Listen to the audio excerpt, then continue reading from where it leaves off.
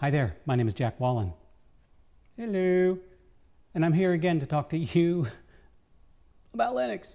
But before I do get into that, I want to say thank you to everyone who willingly tipped me through Buy Me a Coffee. I very much appreciate it.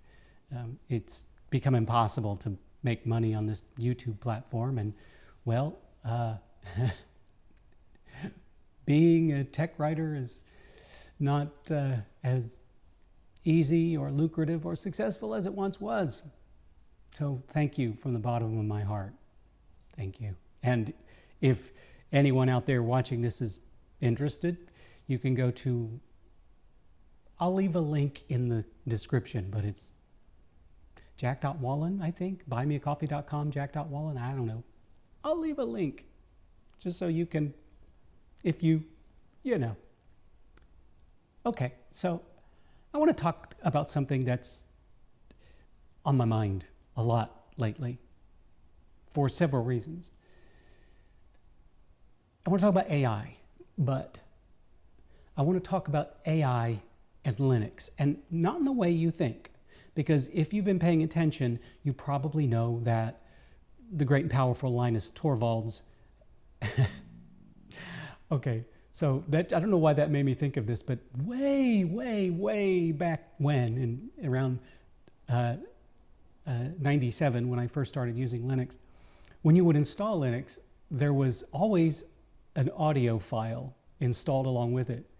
And that audio file was a recording of Linus Torvalds saying, so I think it was, my name is Linus. No, he didn't even think he said his name, but he said, I pronounce Linux, Linux. Because there was some confusion in those early days as to whether or not it was pronounced Linux or Linux, because Linus Torvalds.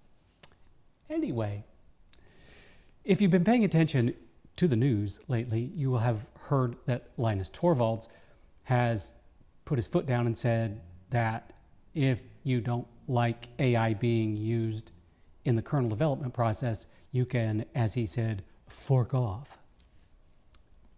Nice turn of phrase, buddy.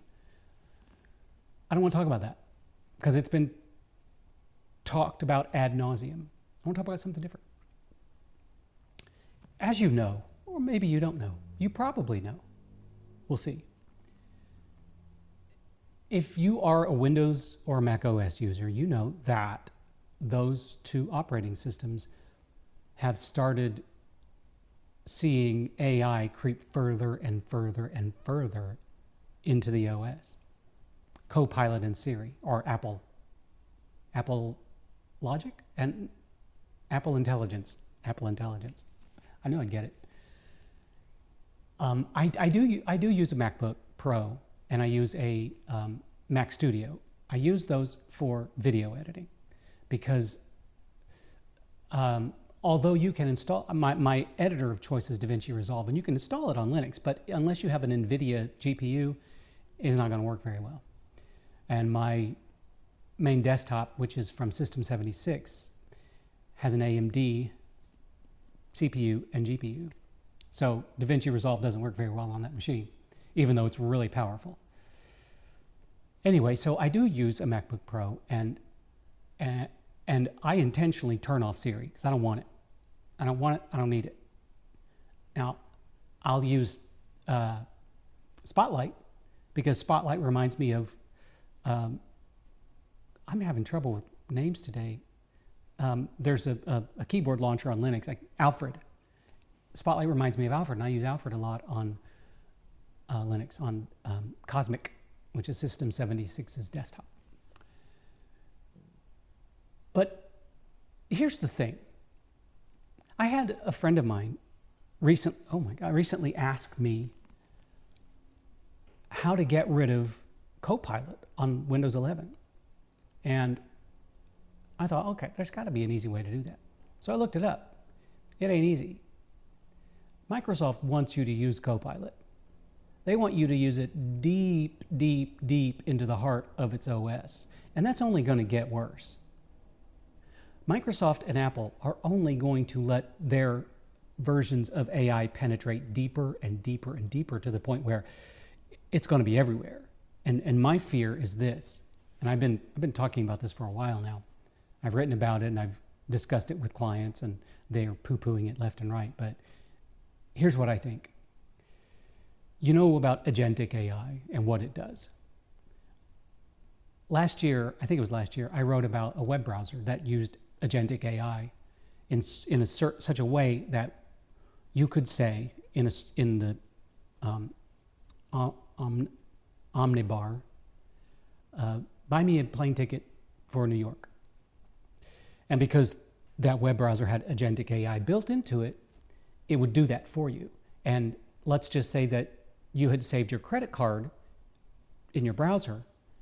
Agentic AI could then use that credit card to purchase your plane ticket. Now, what happens if those agentic AI agents go rogue?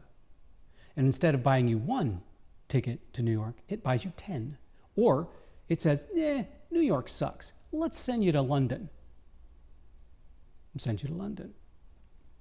Now, a lot of people balk at that because they say, well, that can't happen. Well, again, if you've been paying attention, you know that OpenAI had a little kerfuffle wherein its large language models got loose and wreaked havoc on a competitor.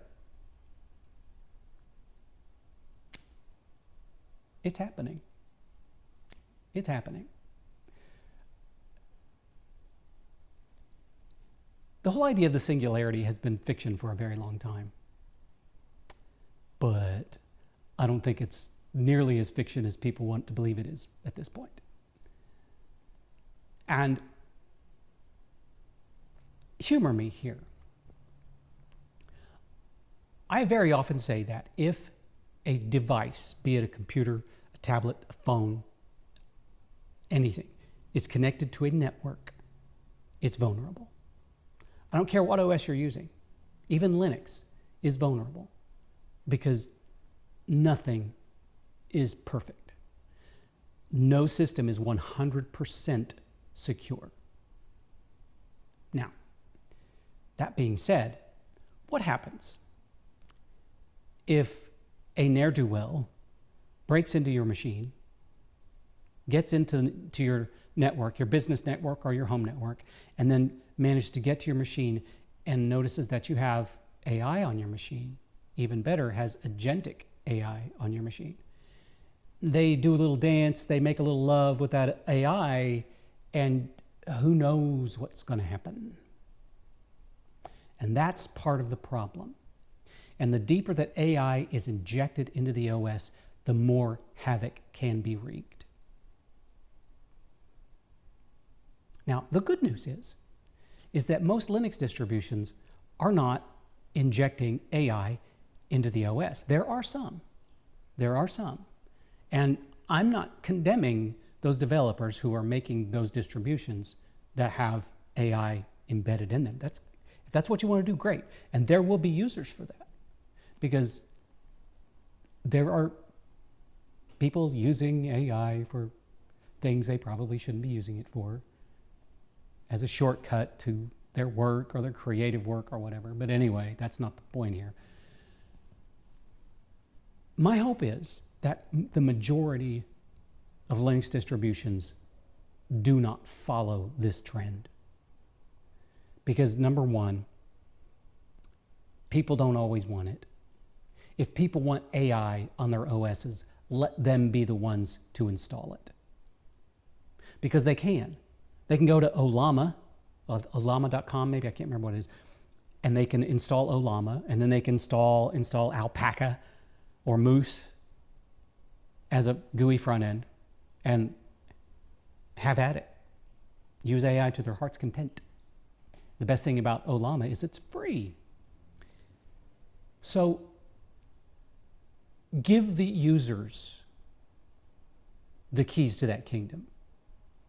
Don't install it for them. Because you never know. And especially with, let's say, someone who is just now coming to Linux and they're not as savvy. so they don't quite know that they might want to turn on their firewall or other things. So they're out of the box. They're not dealing with a sandboxed OS or a hardened OS, even though Linux is more secure out of the box than either Windows or Mac OS. But that being the case, if they then have agentic AI by default built into the operating system, who knows what's going to happen? Bad things, maybe? And the other thing is, it's that it's not necessary. AI is just not necessary in an operating system. It's just not. I mean, it's one thing to have Grammarly installed and use Grammarly for grammar and spell check. Great. But to have AI installed in such a way in an operating system that it is intrinsically tied to every application on the operating system is a rabbit hole that society should not go down. It just shouldn't.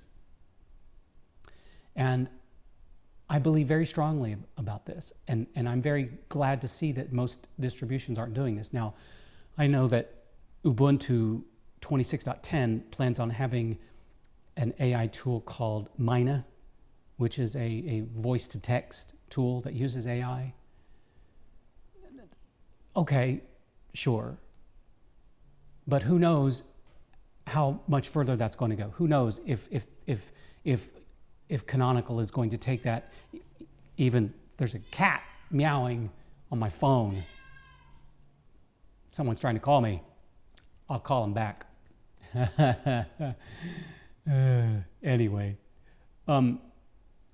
so developers, please don't do this. Don't go down that road. And if you do decide to inject AI into your OS, do us all a favor and release 2 versions. Release an AI-free version and then release your AI version. And make sure that you let the users know exactly what you've done to inject AI into that OS. Be transparent about it, because that's kind of a tenet of Linux. It's transparent. So let everybody know what you've done and create an AI-free version of your OS, of your distribution. Because let Microsoft and Apple do that. And let the fallout happen to them, because I believe there will be fallout. So while that's going on over here in Linux world, everything's nice and free and happy, and nobody's having to deal with that kind of fallout. I'm not trying to be a doomsayer, but the writing's on the wall. AI is only going to get more intelligent, and as it gets more intelligent, it's going to be able to do more things, and it's going to be able to do things that humans can't do, which could be good, and it could be bad. My fear is that the bad will outweigh the good. Now, before I sign off here, I'm going to say that I'm not 100% against AI. There are good reasons for it, like really good reasons, like discovering cures for diseases. That's a good reason. A bad reason in the healthcare industry would be using AI to determine whether or not a healthcare claim should be accepted or denied. That should be a big freaking no-no. Just my opinion. Anyway, I blathered on long enough. Thank you so very, very much for listening to me, and share your opinions about what I'm saying in the comments down there. I'd appreciate it. And if there's anything you want me to talk about in future videos, share it in the comments. Let me know. Anyway, remember, if you so desire, tip me on Buy Me a Coffee. I'll put the link in the description. And again, I appreciate it from the bottom of my heart. And I hope that you and everybody you know and love Have a wonderful, wonderful day.